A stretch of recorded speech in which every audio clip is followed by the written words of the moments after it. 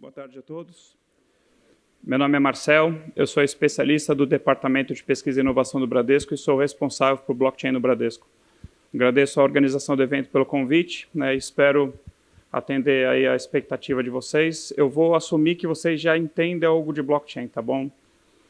Eu queria começar dizendo que nós não acreditamos que blockchain seja a solução para todos os problemas da humanidade. Tem situações em que o blockchain não faz o menor sentido. Tem algumas situações em que blockchain pode ser uma das soluções possíveis e tem algumas situações em que blockchain, de fato, pode ser que seja a melhor solução para o teu problema de negócio. E tem coisas, por exemplo, que se você conseguir resolver com API certificado digital, não use blockchain, que você só vai estar complicando a sua vida e arranjando uma baita dor de cabeça para você, porque isso não é simples de ser implementado, tá bom?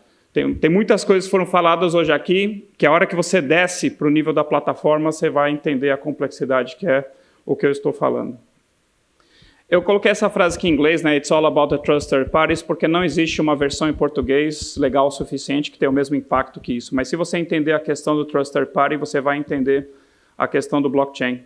Então, essa aqui é uma mensagem conhecida do Satoshi Nakamoto. Ele falou assim: estou trabalhando no novo sistema de dinheiro eletrônico que é totalmente peer-to-peer, sem trust third party. E você vê assim, que a primeira preocupação dele é a prevenção double spend é feita com uma rede peer-to-peer. Só que aquela primeira frase dele, que está trabalhando num novo sistema eletrônico de dinheiro eletrônico que é totalmente peer-to-peer sem trust third party, não é verdade. Ela está incorreta. Eu não creio que ele fez isso por maldade, eu creio que ele se empolgou demais. E a forma correta de você escrever essa frase seria assim, with no centralized trust party. Então, assim, o Bitcoin, ele consegue desintermediar um trusted party central chamado banco com CNPJ, porque ele pega as funções do banco de validação da transação e espalha para os nós da rede do blockchain público do Bitcoin. Então, o blockchain, por exemplo, do Bitcoin, mais propriamente falando, o que ele trouxe? Ele trouxe um trusted party distribuído. E só para lembrar um pouquinho da origem, antes de eu avançar ao próximo slide, a origem do Bitcoin tem dois lados. Um lado acadêmico, que é assim, como que eu crio uma moeda descentralizada com prevenção a double spend, sem um órgão central que diga que aquela transação é válida ou não, e o outro lado é anárquico, vamos acabar com os bancos e vamos acabar com os governos. E para isso, ele usa uma propriedade do blockchain que a gente chama de censorship resistance. Então, uma vez que você tem um número suficientemente grande de nós numa rede de blockchain, seja ela pública ou privada, pode ser que seja muito difícil você tirar aquilo do ar, tudo bem? Então, aqui, entenda o que o blockchain faz para você não se frustrar depois, senão você vai achar que blockchain é a solução do seu problema, e a hora que você vai ver os trade-offs que você tem que fazer para usar blockchain, talvez você chegue à conclusão que não é tão legal assim. Então, que nem eu falei, o blockchain, ele troca um trusted party central por um trusted party distribuído, mas a questão é que nem todos os casos de uso podem se dar ao luxo de utilizar um trusted party distribuído. Isso vai depender dos seus requisitos funcionais e não funcionais, como custo, sigilo bancário, privacidade, segurança, escalabilidade, latência da informação. Vocês acham que eu, como banco, ou qualquer outro banco do Sistema Financeiro Nacional, pegaria sua base de dados de cliente, criptografaria e mandaria para um concorrente só para falar, fica aí com uma cópia dos meus dados? Não. Nem tão pouco, o Bradesco pegaria os dados dos seus clientes e deixaria disponível na nuvem para download, ainda que de forma criptografada, certo? Então, por que eu faria isso com blockchain? Entendeu? Dependendo do caso de uso, não faz o menor sentido eu compartilhar os meus dados. Então, do lado esquerdo, nós temos aqui o modelo com trusted party centralizado, que é aquilo que nós estamos acostumados, e essas entidades, elas são reguladas muitas vezes, Você tem auditoria, você tem certificados digitais emitidos, por exemplo, uma Certificate Authority conhecida, você tem um órgão regulador olhando para aquilo que está acontecendo, e nós temos os players tradicionais, como banco, clearing, registradora, cartório, órgãos governamentais, e do lado direito, nós temos o Trusted Party distribuído, ele pode ser os nós de um blockchain público, que podem ser nós anônimos, ou os nós privados de um blockchain permissionado. Tudo bem? E a garantia das transações acontece pelo consenso, pela regra de consenso da rede, que vai depender do seu modelo de negócio, e a confiança é por construção, utilizando criptografia, estruturas de dados encadeadas, incentivos da rede, etc. A questão é se o Trusted Party atende ou não os seus requisitos funcionais e não funcionais. Por exemplo, privacidade. Eu quero ou eu posso compartilhar meus dados, ainda que criptografados, com outros? Segurança, eu quero ou eu posso aumentar a minha superfície de ataque? Porque a partir do momento que você compartilha os seus dados com outros pares, de forma criptografada ou não, você está aumentando a superfície de ataque, né, dos seus dados. Qual é a volumetria, né? Qual é o impacto disso em termos de throughput, em termos de storage? Qual é o tempo de confirmação daquela transação que eu preciso, né? Todos aqui devem saber, né, que o Bitcoin, você deve esperar cerca de 1 hora para ter certeza que a tua transação foi confirmada. Certamente não é com Bitcoin que você vai ter uma solução excelente de pagamento presencial, entendeu? Imagina uma fila no supermercado e você tendo que pagar com Bitcoin. Tem soluções aí que usam cartão de crédito, que converte para Bitcoin, etc., mas deixa isso para lá, não quero entrar em detalhes agora. Tem questões de regulamentação, né, e, por exemplo, tem uma coisa que eu falo desde que eu vi a questão do blockchain, principalmente no blockchain público, o direito de ser esquecido. Antes até de entrar GDPR, proteção de dados, né, já existia um movimento com relação ao direito de ser esquecido. Então, você pode entrar lá no Google, você pode entrar no Facebook, apertar um botão e falar assim, apaga todos os meus dados. No blockchain público, isso não é possível, né, porque uma vez que esteja lá, está distribuído para N máquinas, você não tem como forçar todos ali a apagarem os seus dados. Qual é o modelo de negócio do seu Trusted Party, né? Como é que você paga ele? Você vai pagar ele com uma criptomoeda? Você vai pagar ele on-ledger ou você vai pagar ele off-ledger, né? Por exemplo, no caso do Ethereum, você tem lá a moeda dele que é o Ether e você paga a execução do smart contract em Ether. Eu, como banco, será que eu quero ter uma wallet com Ether para pagar a execução de alguma coisa num blockchain público? Talvez não faça sentido para mim. Quem que você quer que seja o seu Trusted Party, né? Uma entidade central com CPF ou CNPJ, todos os nós de uma rede pública, todos nós anônimos, né, de uma rede pública, todos os nós de uma rede privada, alguns nós de uma rede privada, um Trust Executed Environment, né, que nem o Intel SGX, algum algoritmo de Zero Knowledge Proof, né, de prova de conhecimento zero, ou nenhum deles. Ou você nem sequer precisa de um Trusted Party. Porque só para deixar claro, rodar as coisas no blockchain, principalmente no público, custa muito caro. Se você quiser armazenar, por exemplo, 1 GB, óbvio que você não vai fazer um upload de um arquivo de 1 GB, mas quebrando suas informações, quando ela totaliza 1 GB, você vai ter gasto alguns milhões de dólares para gravar aquilo. Enquanto que numa nuvem qualquer, você vai gastar $3 por mês. Ah, mas eu quero redundância, eu quero não sei o que lá. Tá bom, contrata 5 nuvens, você vai pagar $15 por mês em vez de gastar 20 e poucos milhões de dólares no Bitcoin, para você armazenar, por exemplo, N hashes que somem lá 1 GB, ou mesmo no Ethereum, que você vai gastar também alguns milhões de dólares, tá bom? E, por exemplo, para você executar uma coisa no smart contract, também custa algumas milhões de vezes mais caro do que você executar isso numa nuvem. A questão é, você precisa rodar exatamente no smart contract ou você pode rodar numa nuvem porque você seria o único nó da sua rede? Então, uma pergunta que eu faço quando as pessoas me trazem algumas ideias, eu pergunto assim, quem seriam os nós da tua rede? Se você chega à conclusão que você é o único nó da tua rede, você não precisa de blockchain. Faz ali uma solução centralizada, dá um portal para alguém acessar. Não, a solução, o ecossistema sou eu e meus clientes. Quem são os seus clientes? Seus clientes são pessoa física e o padeiro da esquina, esquece, eles não vão ser um nó da sua rede blockchain. No máximo, você vai dar um aplicativo, uma wallet ou um portal para eles acessarem.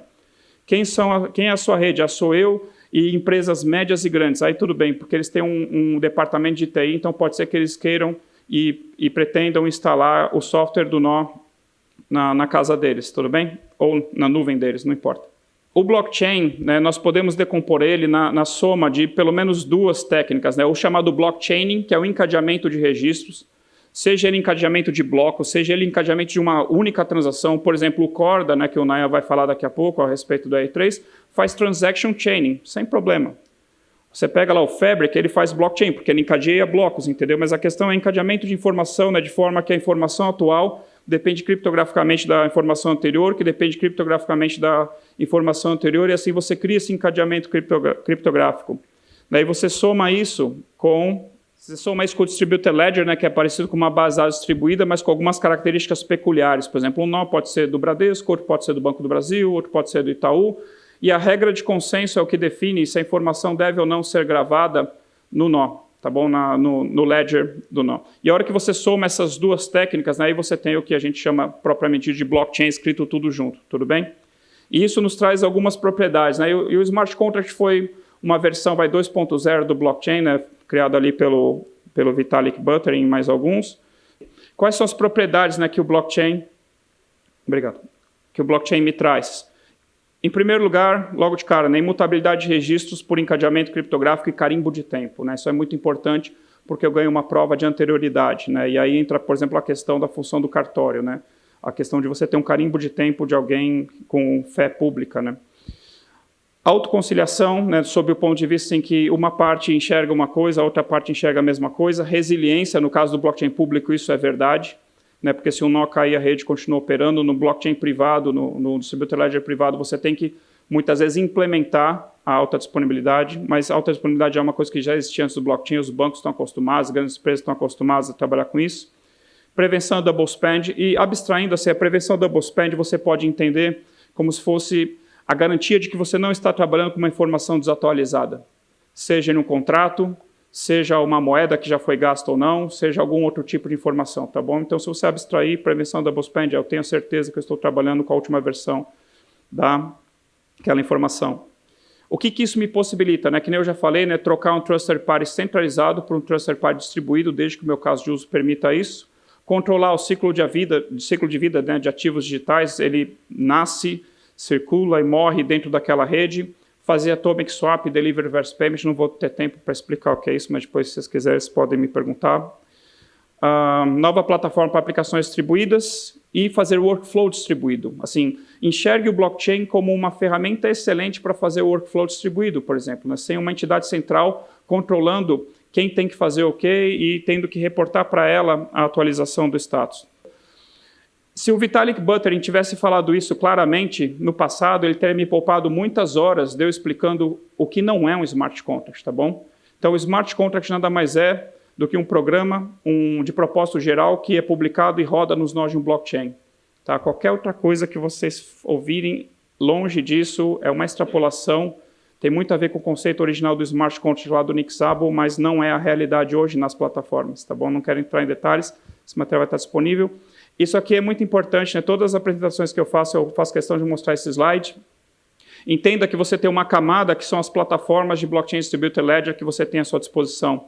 E em cima são as aplicações que você quer desenvolver. Então, qual é a melhor plataforma para implementar o seu caso de uso? Isso é uma coisa que você vai ter que estudar. Né? E olhando, como eu falei, os requisitos funcionais e não funcionais de cada caso de uso. O que o blockchain trouxe de fato? Né? Criptomoedas, criptoativos, um ecossistema todo novo de blockchains públicos, de blockchains privados, né? Com exchange, com wallet, no caso do blockchain público, consórcios de tecnologia, consórcios de negócio, workflows distribuídos, né? No caso de trade finance, supply chain, que se falou muito aqui, syndicated loan, seguro, resseguro, co-seguro, tem várias coisas que você pode implementar em cima disso, tá bom? É muito fácil eu falar em redução de custo com blockchain, porque eu estou trabalhando em cima de algo que eu já conheço. Agora, assim, praticamente todos os casos, né, que nós vimos aqui, eu acho que são de redução de custo, por enquanto. Geração de receita é sempre uma coisa mais difícil, entendeu? Porque você vai trabalhando, às vezes, com algo novo, tá bom? Então, entenda assim, se você está começando com blockchain, vai pelo lado assim, onde que eu reduzo o custo? Depois você vai pensar como que eu aumento minha receita com isso. Só para falar, então, rapidamente do que o Bradesco já fez, e aí eu acabo com esse slide. Nós somos agnósticos, né, com relação à plataforma, né, mas nós temos concentrado nossos esforços em cima do R3 Corda e do Hyperledger Fabric. Estamos trabalhando também com Ripple, já fizemos coisas em cima do Ethereum.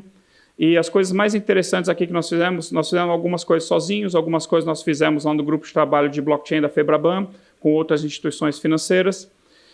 Eu queria só comentar, então, 3 projetos rapidinho. Né? O ID de máquina compartilhado, imagina que todo celular, todo computador que acessa o mobile bank ou internet banking de um banco recebe um ID. Em cima desse ID, você faz a sua análise de fraude. Né? Por exemplo, esse ID está acessando 100 contas, é uma coisa estranha. Então, o problema é que hoje os bancos eles têm um padrão, cada um tem o seu padrão na geração desse ID e essa informação não é compartilhada. Então, a nossa proposta é a geração de um ID único, que é bem difícil, a parte do blockchain é fácil, e aí compartilhar a informação se aquele ID está se comportando de forma maliciosa ou não. Isso poderia se estender para e-commerce, por exemplo. E se você teve um celular roubado, furtado, aquele celular nunca mais poderia acessar um mobile banking no Brasil, por exemplo. Ou não poderia mais fazer compras no e-commerce. Nós fizemos um projeto muito interessante com o Itaú IB3 de cadastro compartilhado que funcionava da seguinte forma. O cliente vem, apresenta toda a documentação para o Bradesco, abre uma conta. Amanhã ele vai no Itaú e fala assim, eu quero abrir uma conta com vocês, mas eu não vou te dar documentação nenhuma, eu vou autorizar o Bradesco a compartilhar minha documentação com vocês.